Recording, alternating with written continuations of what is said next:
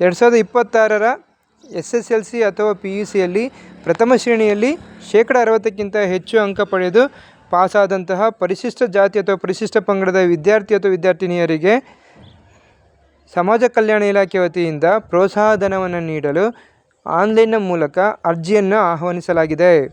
ಅರ್ಹ ಅಭ್ಯರ್ಥಿಗಳು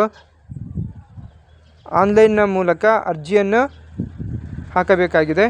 ಅರ್ಜಿ ಹಾಕಲು ಅರ್ಹದ ವಿದ್ಯಾರ್ಥಿಗಳು ನೋಡಿ, ಯಾವ SSLC ವಿದ್ಯಾರ್ಥಿಗಳಿಗೆ 15,000 ಅಂದರೆ SSLCಯಲ್ಲಿ 60%ಕ್ಕಿಂತ ಹೆಚ್ಚು ಅಂಕ ಪಡೆದಂಥ SC ಅಥವಾ ST ವಿದ್ಯಾರ್ಥಿನಿಯರಿಗೆ 15,000. PUC ಅಥವಾ 3 ವರ್ಷ ಡಿಪ್ಲೊಮಾ ವಿದ್ಯಾರ್ಥಿಗಳು 60%ಕ್ಕಿಂತ ಹೆಚ್ಚು ಅಂಕ ಪಡೆದಿದ್ದರೆ ಅವರಿಗೆ 20,000 ಪ್ರೋತ್ಸಾಹಧನವನ್ನು ನೀಡಲಾಗುತ್ತೆ. ಹಾಗೆಯೇ ಯಾವುದೇ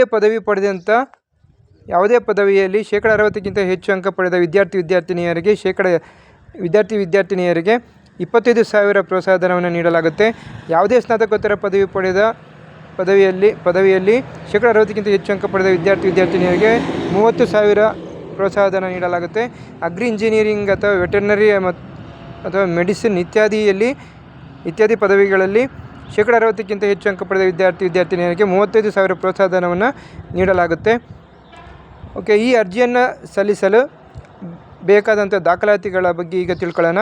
SSLC ಅಂಕಪಟ್ಟಿ ಬೇಕಾಗುತ್ತೆ, PUC ಅಂಕಪಟ್ಟಿ ಬೇಕಾಗುತ್ತೆ, ಬ್ಯಾಂಕ್ ಪಾಸ್ಬುಕ್ ಬೇಕಾಗುತ್ತೆ, ಫೋಟೋ ಹಾಗೂ ಆಧಾರ್ ಕಾರ್ಡ್ ಬೇಕಾಗುತ್ತೆ. ಈ ಎಲ್ಲ ದಾಖಲಾತಿಗಳೊಂದಿಗೆ ಹತ್ತಿರದ ಕಂಪ್ಯೂಟರ್ ಸೆಂಟರ್, ಯಾವುದಾದ್ರೂ ಸೈಬರ್ ಸೆಂಟ್ರಿಗೆ ಹೋಗಿ ಅರ್ಜಿಯನ್ನು ಸಲ್ಲಿಸಬೇಕಾಗಿ ತಮ್ಮಲ್ಲಿ ವಿನಂತಿ. ಅರ್ಜಿಯನ್ನು ಸಲ್ಲಿಸಿದರೆ ಅವರಿಗೆ ಪ್ರೋತ್ಸಾಹಧನ ನೀಡಲಾಗುತ್ತೆ.